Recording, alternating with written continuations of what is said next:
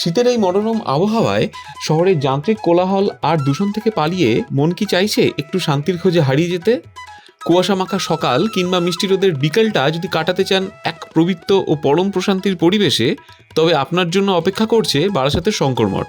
চলুন এই শীতে জীবনের ইঁদুর দৌড় থেকে সামান্য বিরতি নিয়ে ডুব দেওয়া যাক আধ্যাত্মিকতার এক স্নিগ্ধ জগতে, যা কলকাতা থেকে খুবই কাছেই।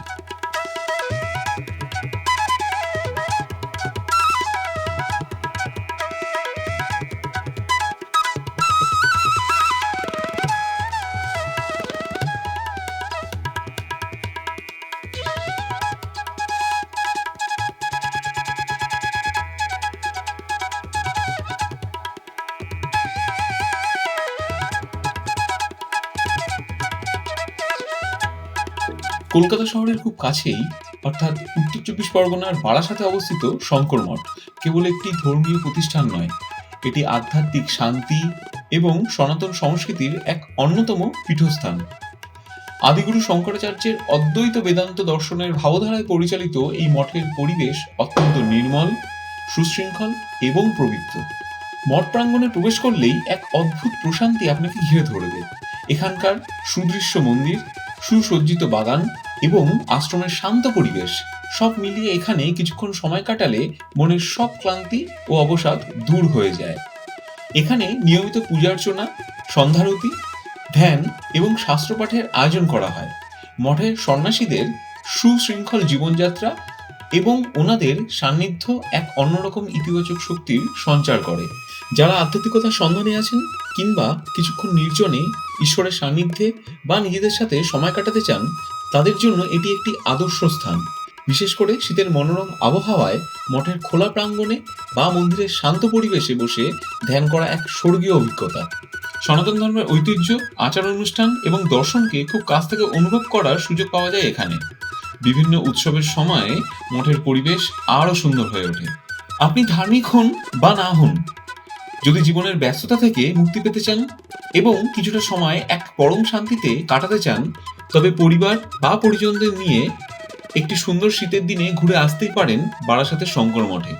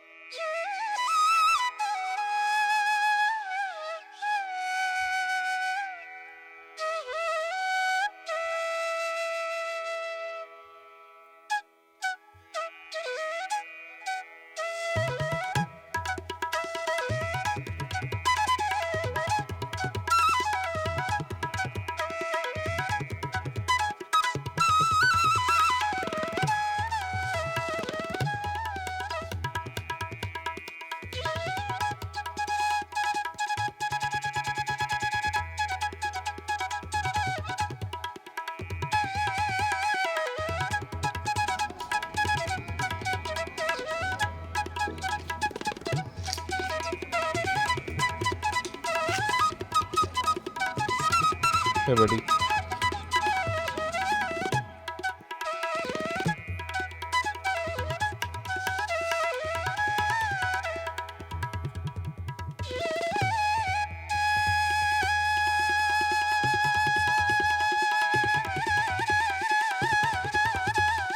এই মঠ প্রতিষ্ঠা হয় বাংলা 1400 সালে। মন্দির উদ্বোধন হয় 2008 সালে। আমাদের পরমারাধ্য গুরুদেব শ্রীমৎ স্বামী জ্যোতিষানন্দ গিরি মহারাজ এই মঠের স্থপতি। আচ্ছা, উনি 2006 সালে মহাসমাধিতে লীন হন। এই মঠের নিচে ওনার সমাধি ক্ষেত্র। আমাদের এই শঙ্কর মঠ মিশন বারাসাত ছাড়াও আমাদের এখানে আরও হালিশহর, তার কোন্নগরে, হুগলিতে, নবদ্বীপে, হরিণঘাটায়, শিলিগুড়িতে, ত্রিপুরাতে এবং উত্তরাখণ্ডে অনেক জায়গায় আমাদের মঠ প্রতিষ্ঠিত আছে। আমাদের মাদার সেন্টার অবিভক্ত বাংলার চট্টগ্রামে আমাদের সীতাকুণ্ডে অবস্থিত। চট্টগ্রামে? হ্যাঁ, বর্তমানে আমাদের পঞ্চম অধ্যক্ষ রূপে আছেন শ্রীমৎ স্বামী তপনানন্দগিরি মহারাজজি।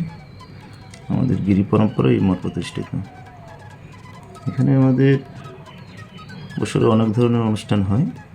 আমাদের গুরুদেবের জন্ম উৎসব পালিত হয় নভেম্বরে, 22 নভেম্বর, 5ই অগ্রহায়ণ, 30 কার্তিকে আমাদের পরম গুরুর অনুষ্ঠান পালিত হয়। গুরু পূর্ণিমা, শিবরাত্রি, এছাড়াও আমাদের বাৎসরিক অনুষ্ঠান আগামী 18-19 চৈত্র বাংলা আর ইংরেজি 1 এবং 2 এপ্রিল অনুষ্ঠিত হবে। 2 দিন ব্যাপী অনুষ্ঠান হয়।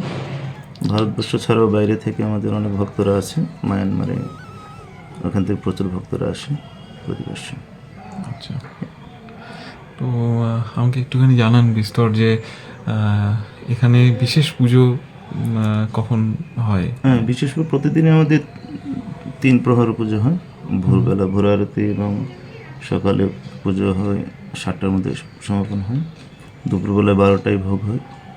আর সন্ধ্যায় সময় অনুযায়ী সন্ধ্যা আরতি এবং রাতের বেলা ভোগ নিবেদন করে। আচ্ছা, আর দুপুরবেলায় 12টা থেকে 1 ঘন্টা আমাদের পুজো পাঠের পরে 3টায় আবার মন্দির খোলা হয়, 2 ঘন্টার মধ্যে। মানে দৈনিক সময়সূচি হচ্ছে, মানে পুজোর সময়সূচি এই অনুসারেই পালিত হয়। আমাদের এই মঠে পুরনো আরেকটা মঠ আছে আমাদের ভেতরে, এটাতে ইংলিশ মিডিয়াম স্কুল আছে। আমাদের সেবামূলক প্রতিষ্ঠান আই ফাউন্ডেশন নামে একটা চ্যারিটেবল ফাউন্ডেশন আছে। এখানে আমরা ফ্রিতে চোখের অপারেশন করে থাকি এবং বিভিন্ন স্বাস্থ্য পরিষেবা প্রদান করি। হ্যাঁ, আমি দেখলাম এই ভেতরে এটি জায়গাতে লেখা আছে অলরেডি, মানে আপনারা স্বাস্থ্য পরিষেবা স্বাস্থ্য প্রদান পরিষেবা করেন। ভালো লাগলো। আর পেছনে দেখলাম যে গৌমাতার একটা গোশালাও আছে। গোশালাও আছে। আর এখানে খুব ভালো লাগলো যে পার্শ্ববর্তী অঞ্চলে আপনার এখানে প্রচুর পরিমাণে মানে গাছ আছে।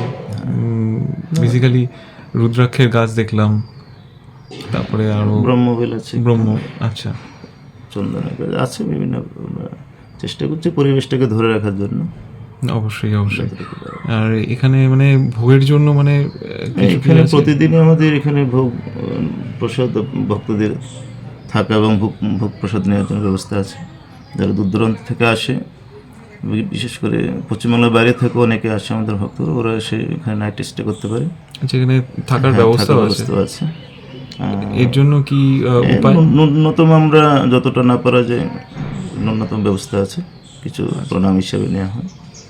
আর এমনিতে প্রসাদের ব্যবস্থা আছে। প্রতি দৈনিক আমাদের দুপুর 11টার মধ্যে আমাদের কুপন কাটতে হয়, প্রসাদের ব্যবস্থা করতে পারি অসুবিধা। আচ্ছা, বাহ, অপূর্ব লাগলো আপনাদের এই মানে ব্যবস্থাপনা। আমি সত্যি মানে আপ্লুত, সত্যি ভালো লাগলো। মন্দির আপনার কতক্ষণ খোলা থাকে এটা যদি আরেকবার বলে দিন। মন্দির ভোর 5টা থেকে দুপুর 12টা। আচ্ছা, তারপর 3টে বাজে আবার মন্দির খোলা হয়, রাতে 8টা পর্যন্ত খোলা থাকে। অশেষ ধন্যবাদ আপনাকে আমাদের এই সময়টা দেওয়ার জন্য। ভালো থাকবেন, সুস্থ থাকবেন, আশীর্বাদ করবেন আমাদের সকলকে। তোমরা আসবে, মন্দিরে ঘুরে যাবে, এসে সবাইকে বলবেন। অবশ্যই অবশ্যই, নিশ্চয়ই। ধন্যবাদ।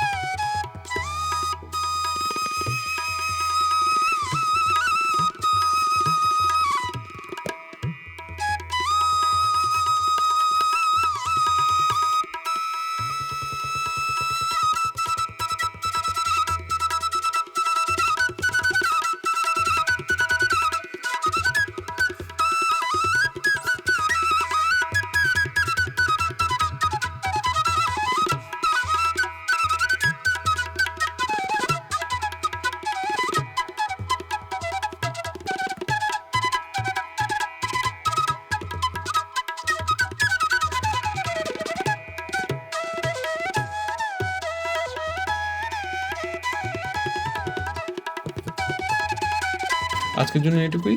আবার দেখা হবে নতুন কোনো জায়গায় নতুন কোনো গল্প নিয়ে। ভালো থাকবেন।